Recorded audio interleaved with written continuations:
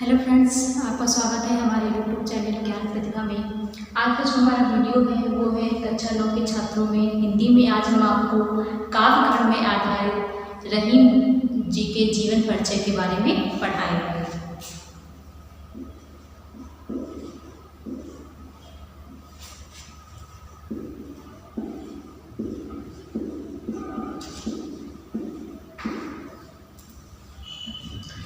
तो चाहे छात्रों आपने रहीम के बारे में पढ़ा ही होगा, तो आज हम आपको उनके जीवन परिचय के बारे में बताएंगे। तो उनके जीवन परिचय के बारे में बताने से पहले कुछ महत्वपूर्ण जो बिंदु हैं उनके बारे में देख लेते हैं कि जैसे उनका जन्म कब हुआ था, जन्म स्थान क्या है, उनकी मृत्यु, उनके पिता का नाम। ये कुछ महत्वपूर्ण बिंदु हैं वो हम जान लेते हैं, फिर उसी के आधार पर जो है उनका जीवन परिचय जो है आपको समझाएंगे। तो सबसे पहले हम आते हैं उनके जन्म के बारे में। उनका जन्म कब हुआ था, उनका जन्म कब हुआ। तो कहा जाता है रहीम दास का जो जन्म है वो सन 1556 ईस्वी में हुआ था। कब हुआ था?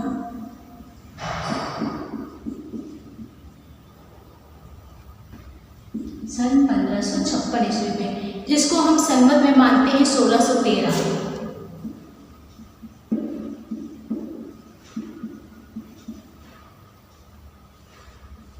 क्या मानते हैं? 1613। इसके बाद आता है इनका जन्म स्थान। तो इनका जन्म स्थान क्या था? लाहौर, पाकिस्तान में है जो। तो इनका जन्म 1556 में हुआ था। जन्म स्थान कहाँ? लाहौर है। इसके बाद इनकी मृत्यु, तो इनकी मृत्यु कब हुई थी? तो इनकी मृत्यु हुई थी सन 1627 ईस्वी में।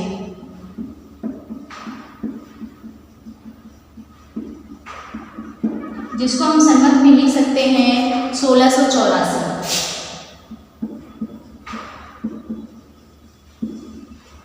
इसके बाद आता है कि इनके पिता का नाम। तो इनके पिता का नाम बैरम खां था।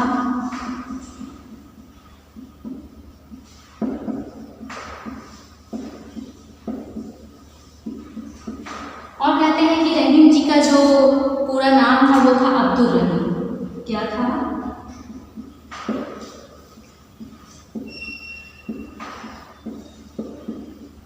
अब्दुल रहीम। इनको खाना कहा जाता है।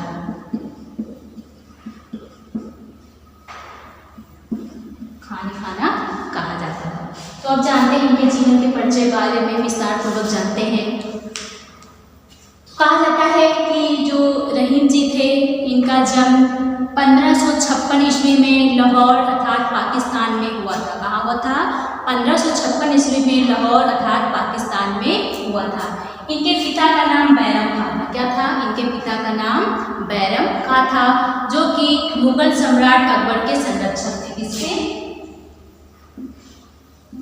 अकबर, जो कि मुगल सम्राट थे। क्या थे? मुगल सम्राट के ये क्या थे? संरक्षक। बैरम खां थे वो मुगल सम्राट क्या थे? संरक्षक थे। कहते हैं कि अचानक बैरम खां की हत्या हो जाने के कारण अकबर ने रहीम और उनकी माता को अपने पास बुला लिया। कहते हैं कि जब बैरम खां की अचानक जो मृत्यु हो जाती है तो कहते हैं कि रहीम और उनकी माता को जो है अकबर ने जो है वो अपने पास बुला लिया था। और रहीम की जो समुचित जो शिक्षा व्यवस्था थी उसकी उन्होंने व्यवस्था की शिक्षा की क्या की थी? उन्होंने अपने पास ही रहकर उनकी शिक्षा व्यवस्था की। कहते हैं कि प्रतिभा संपन्न जो रहीम थे वो हिंदी, संस्कृत, अरबी, फारसी, तुर्की आदि भाषाओं का अच्छा ज्ञान उन्होंने प्राप्त कर लिया था। कौन कौन से? हिंदी, संस्कृत, अरबी, फारसी, तुर्की आदि भाषाओं का उन्होंने ज्ञान प्राप्त कर लिया था। कहते हैं कि इनकी योग्यता देखकर अकबर ने इन्हें अपने 9 रत्नों में स्थान दिया। किसमें स्थान दिया? 9 रत्नों। 9 रत्नों में जो है इन्हें स्थान दिया। कहते हैं कि ये अपने नाम के अनुरूप ही बहुत ही दयालु प्रवृत्ति के थे। क्या थे? जैसे ही रहीम इनका नाम था खाना अब्दुल रहीम, उसी के नाम के अनुरूप ये बहुत ही दयालु प्रवृत्ति के थे। कहते हैं कि रहीम जो थे वो मुसलमान थे। क्या थे? मुसलमान थे। लेकिन कहते हैं मुसलमान होने के बाद भी ये जो है श्री कृष्ण के अनन्य भक्त थे। किसके भक्त थे? श्री कृष्ण के। श्री कृष्ण के ही क्या थे? अनन्य भक्त थे। कहते हैं कि अकबर की मृत्यु के बाद कुछ समय के बाद जो है अकबर की मृत्यु हो जाने से जो जहांगीर होते हैं अकबर के पुत्र वो उन्हें क्या कहते हैं नज़रबंद कर देते हैं। रहीम को क्या कर देते हैं इन्होंने नज़रबंद कर दिया। कहते हैं कि केशवदास और गोस्वामी तुलसीदास से इनकी अच्छी मित्रता थी। जो रहीम थे उनकी गोस्वामी तुलसीदास और केशवदास से क्या थी अच्छी मित्रता थी। और इनका जो अंतिम समय था वो कैसा था विपत्तियों से परिपूर्ण था। जैसे मैंने आपको बताया कि अकबर की मृत्यु हो जाने के बाद जहांगीर ने इन्हें नज़रबंद कर दिया था। तो कहते हैं कि इनका जो अंतिम समय था वो बहुत ही विपत्तियों से परिपूर्ण था विपत्तियों से भरा हुआ था। इसलिए जो है कहते हैं कि इनकी मृत्यु जो है वो सन 1627 ईस्वी में होती है। क्या कहते हैं इनकी जो मृत्यु है वो कब हो जाती है। इनकी मृत्यु जो है मतलब इन्होंने अपना शरीर जो है सन 1627 ईस्वी में त्याग दिया था। तो ये तो था इनके जीवन के बारे में। आप जानते हैं इनके कुछ साहित्यिक परिचय के बारे में कि इनका साहित्य क्या योगदान रहा।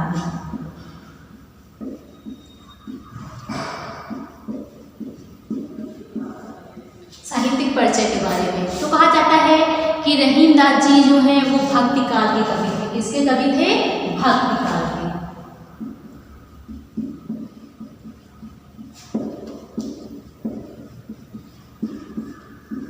रहीम दास जी जो थे वो भक्ति काल के कवि थे। रहीम दास जी ने अनेक गुरुओं के संपर्क में रहने पर इनमें जो है अनेक काव्य गुणों का विकास हुआ। जैसे कि मैंने आपको बताया था कि ये जो है गोस्वामी तुलसीदास केशवदास से इनकी अच्छी मित्रता थी। उसके अलावा जो है ये अनेक गुरुओं के क्या है संपर्क में रहे उनके साथ रहे जिसके कारण जो है इनके अंदर जो है काव्य गुणों का क्या हुआ विकास हुआ। इन्होंने कई जो है ग्रंथों का अनुवाद जो है वो ब्रज भाषा में किया। क्या किया कई जो है ग्रंथों का अनुवाद जो है ब्रज भाषा में किया। इनकी रचनाओं में कहते हैं नीति के अतिरिक्त भक्ति एवं श्रृंगार की भी जो एक सुंदर व्यंजना है वो दिखाई देती है। किसकी व्यंजना दिखाई देती है।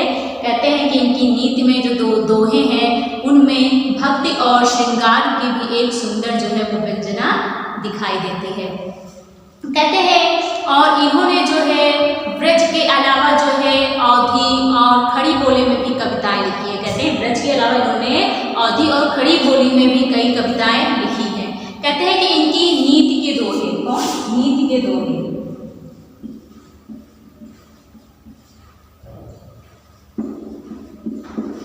कहते हैं जो नीति के दोहे हैं वो तो सर्वसाधारण की जिह्वा पर क्या है रहते हैं। अर्थात जो है वो अगर आप देखेंगे तो सबकी जिह्वा पर वो सबको कहीं ना कहीं पता जरूर है।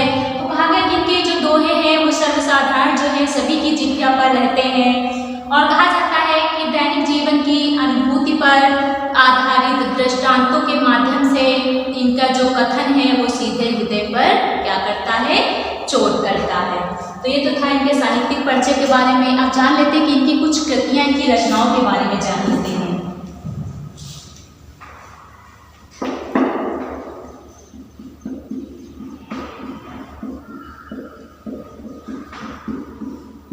कृतियां रचना कहते हैं कि रहीम दास जी ने अनेक जो है रचनाओं को व्यक्त किया था। क्या किया था अनेक रचनाओं को व्यक्त किया था। जैसे रहीम सतसाई श्रृंगार सतसाई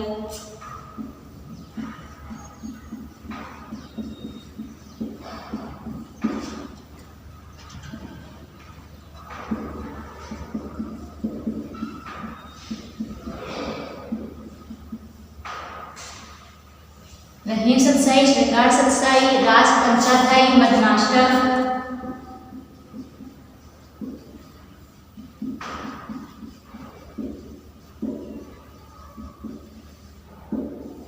क्या हो गया रास पंचाध्यायी से क्या होगा रास पंचाध्यायी।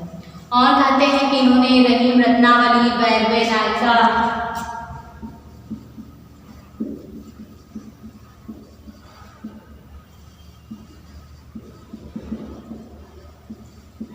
जिसमें इन्होंने क्या बरबे में जो किया है वो नायिका भेद वर्णन किया है।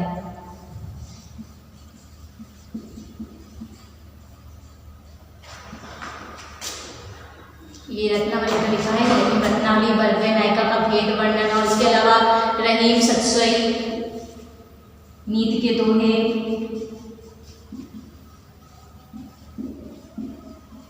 ये जो है इनके क्या रहे हैं प्रमुख जो है ये ग्रंथ रहे हैं। कहा जाता है कि जो रहीम सतसई है नीत के दोहों का एक संकलन ग्रंथ है। जो ये रहीम सतसई जो है वो कहते हैं कि जो एक, और इसमें कितने पद मिलते हैं, कहा जाता है कि इसमें 300 पद जो है वो देखने को मिलते हैं। कितने पद देखने को मिलते हैं? 300 जो पद हैं वो देखने को मिलते हैं। जो दोहे हैं इसमें कितने संग्रह हुआ है? रहीम सतसई में 300 दोहों का जो कहते हैं वो संग्रह जो है वो प्राप्त हुआ। इसके अलावा जो हमारा एक आता है मद नाटक, क्या आता है? मद नाटक। तो कहते हैं कि मद नाटक में जो है श्री कृष्ण और गोपियों के प्रेम संबंधी लीलाओं का वर्णन हुआ। इसमें किसका वर्णन हुआ है? श्री कृष्ण और गोपियों के प्रेम लीलाओं का जो है वो वर्णन किया गया है। तो ये तो था इनकी रचनाओं के बारे में, जो इनकी कुछ महत्वपूर्ण रचनाएं थी, जैसे रहीम सतसई, श्रृंगार सतसई, मद नाटक, रास पंचाध्यायी, रहीम रत्नावली, नीति के दोहे, बरबे नायिका का भेद वर्णन, ये सब क्या था? इनका काव्य रचनाएं। अब जान लेते हैं कि इनकी भाषा शैली कैसी थी।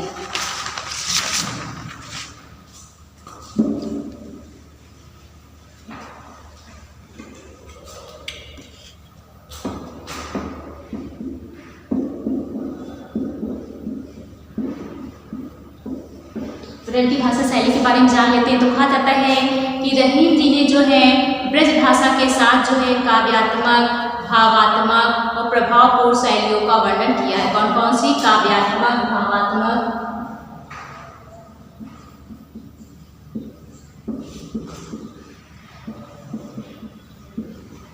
कौन सी? ब्रज भाषा के साथ काव्यात्मक, भावात्मक और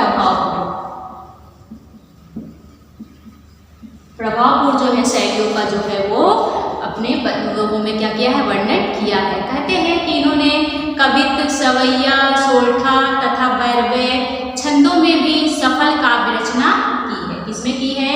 बरबे, सोरठा, कवित्व, सवैया आदि में जो है कहते हैं एक सफल काव्य रचना इन्होंने की है। कहते हैं कि इन्होंने मुक्तक शैली में काव्य सृजन किया है। इस शैली में मुक्तक शैली,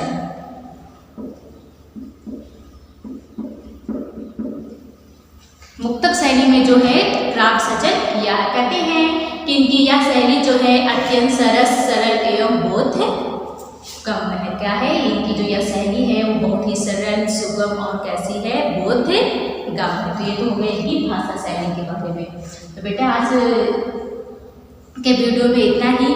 तो आपको यह वीडियो कैसा लगा हमें कमेंट में लिख के जरूर बताइएगा। तो आज के वीडियो में इतना ही। धन्यवाद। Subscribe now and press the bell icon. Never miss an update.